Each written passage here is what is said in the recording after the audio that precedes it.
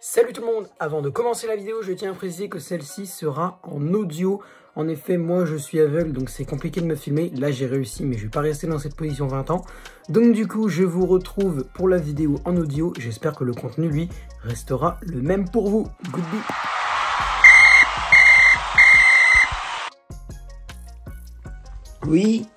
Oui, quoi ça fait une semaine que j'ai pas sorti de vidéo. Ah bah désolé.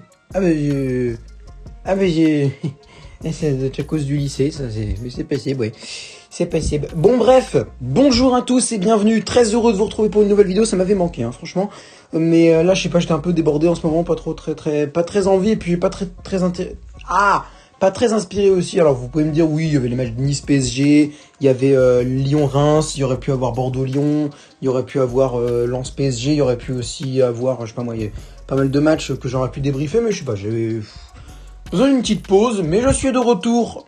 Et pour les lives aussi, hein. Ce week-end j'en ai pas fait parce qu'il y a eu quelques problèmes techniques au niveau de l'horaire et au niveau aussi...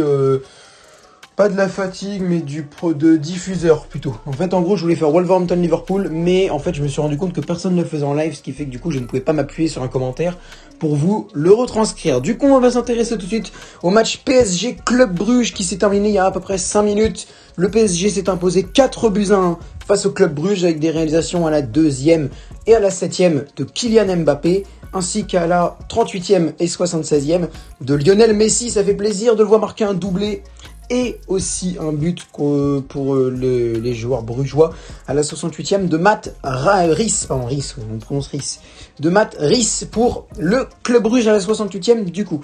Alors, quoi penser de ce match? Déjà, on va commencer par se demander pourquoi Paris doit prendre un but à chaque match.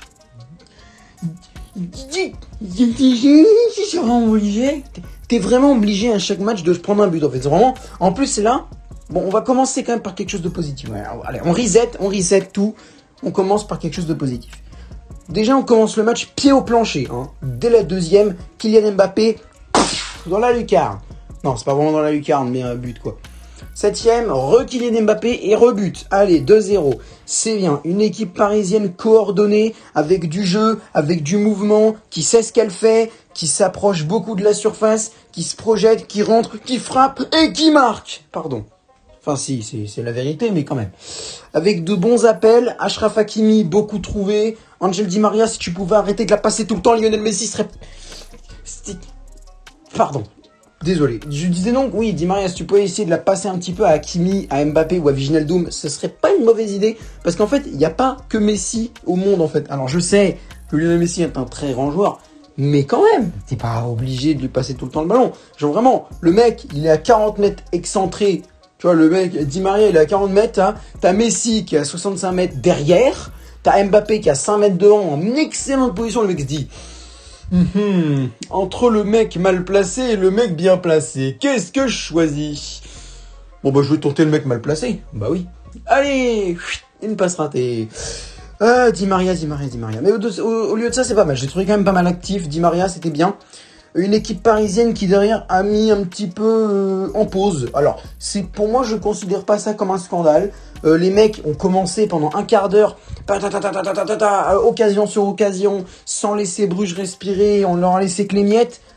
Voilà, les mecs à continuer. D'ailleurs, je crois que c'est ce qu'ils ont fait, hein, malheureusement. Mais on verra ça après. À force de faire ça pendant toute la rencontre, tu vas t'épuiser, tu vas laisser Bruges jouer. Et d'ailleurs, c'est ce qu'ils ont fait. Donc, franchement, les mecs mènent 2-0, c'est pas comme si tu menais 1-0 à la 85e, quoi, ça va, c'est le quart d'heure de jeu, il y a déjà 2-0, Bruges ne fait rien, Gianluigi Donnarumma a rien eu à faire avant la 24e, donc ça va, franchement ça va.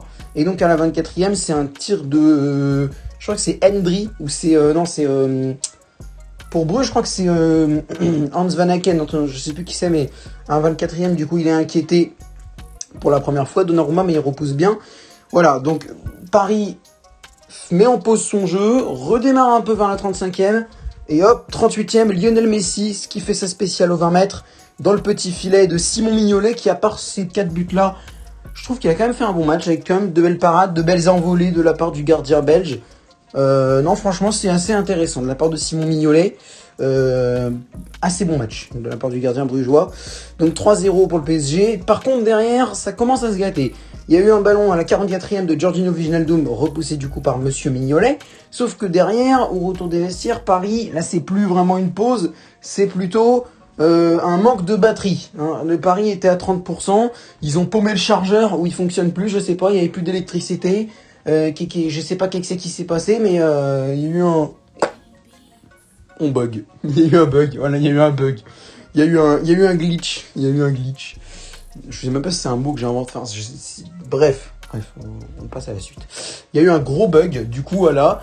Et ce qui a conduit derrière à un but de Rice à la 68e. Sauf que derrière, à la 70e, le PSG s'est dit, ah, en fait, on est sur un terrain de foot. Et sur un terrain de foot, eh ben, il faut gagner.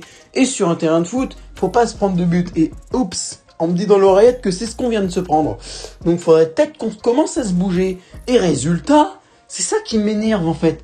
Et que résultat, les mecs se bougent et 6 minutes plus tard, vlan. Bon, alors c'est un penalty, donc voilà, mais quand même. Et vlan, 4-1. Moi, c'est ça qui m'énerve. C'est que tu le vois, les mecs, ils font rien. Les derniers matchs, Nice, Lens. Alors, Nice encore, ça peut aller.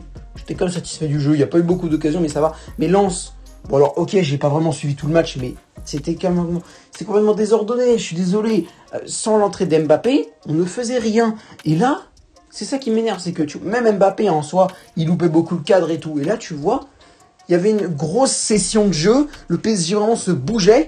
Et là, tu vois, quand il se bouge pas, c'est la galère. Mais dès qu'il se bouge, bam, 2 buts en 7 minutes. Allez, et c'est ça qui m'énerve, parce que s'il se bouge, ça fait de gros dégâts. Et pourtant, il ne se bouge pas.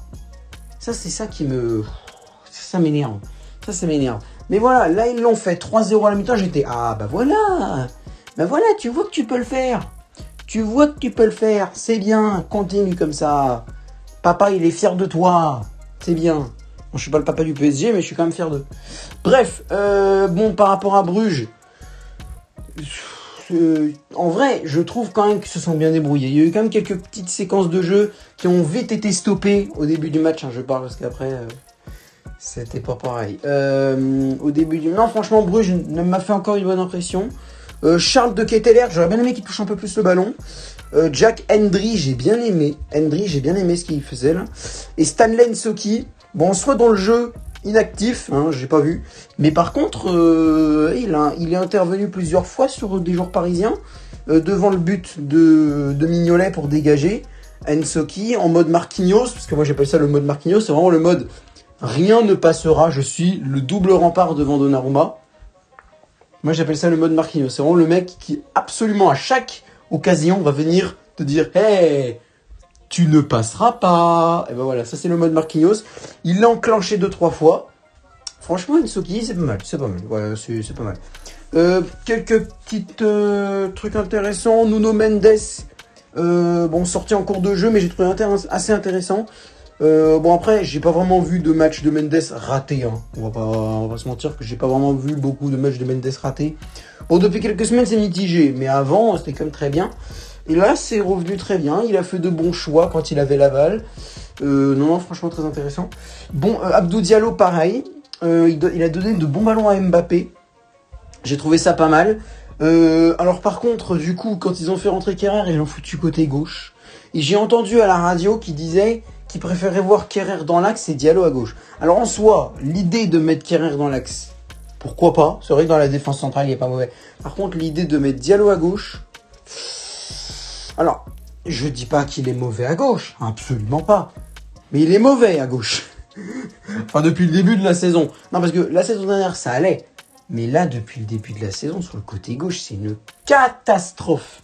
C'est une cata. Alors franchement... Je sais plus si c'est contre Lyon que Kerrer était à droite. Je crois que c'est même plus s'il était à droite ou à gauche. Je sais qu'il était sur un côté contre Lyon, Kerrer, et que ça avait absolument pas fonctionné, mais je crois que c'était sur le côté droit. Et il joue sur le côté gauche en sélection allemande. Avec Hansi Flick, et puis je crois que c'était avec Joachim Löw. Joachim Löw, avant, il jouait aussi avec Joachim Löw côté gauche. Donc, autant le laisser côté gauche, parce que je crois que c'est sur le côté droit qui faisait vraiment de la merde face à l'OL. Donc, Voilà, franchement, je préfère le laisser sur le côté gauche où il s'épanouit mieux, parce que Diallo côté gauche cette saison, c'est une cata totale. Voilà, après je ne dis pas que ce sera une cata totale à tous les matchs, mais on l'a quand même laissé 5-6 fois côté gauche que Diallo cette saison, et 5 fois sur 6 ou 4 fois sur 5, laissez-moi vous dire que c'était fragile, hein. Voilà. Bon, je pense avoir tout dit, hein. Si vous avez aussi des choses à dire dans les commentaires, n'hésitez pas. Je pense que je vais aller suivre Real Madrid, Inter Milan pour ma part. J'ai dû faire un excellent choix. J'ai hésité aussi entre AC Milan, Liverpool, mais finalement mon choix s'est porté sur Real Inter. Donc du coup, je vais pas faire de débrief de Real Inter parce que ça va être compliqué. Il va falloir se mettre sous la couette, s'empêcher de respirer, mourir d'une crise cardiaque. C'est pas vraiment mon intention du jour. Même si c'est vrai que demain j'ai cours et j'ai pas vraiment envie d'y aller, mais c'est une intention un peu radicale quand même. Voilà. Donc c'est un petit peu radical de essayer de mourir pour pas aller en cours. Enfin voilà, donc du coup, moi je vais vous laisser, n'hésitez pas à lâcher un like pour cette vidéo si elle vous a plu, n'hésitez pas aussi à partager la vidéo à vos abonnés, enfin à vos potes, supporters parisiens, supporters brugeois, dédicace aux supporters brugeois parce qu'ils ont plus subi au retour qu'à l'aller, hein, ça c'est sûr, enfin surtout pour la première mi-temps. La deuxième mi-temps, je vous cache pas que je l'ai suivi un peu en demi-teinte, j'étais en train de manger, mais de ce que j'ai vu, Bruges a quand même été plus entreprenant que en première mi-temps. D'ailleurs, au passage, gardez Philippe Clément. Je l'aime bien, ce mec. Philippe Clément, je sais pas, il a une bonne analyse. Et puis, de tous les matchs de Bruges que j'ai vus, ils avaient toujours un bon jeu.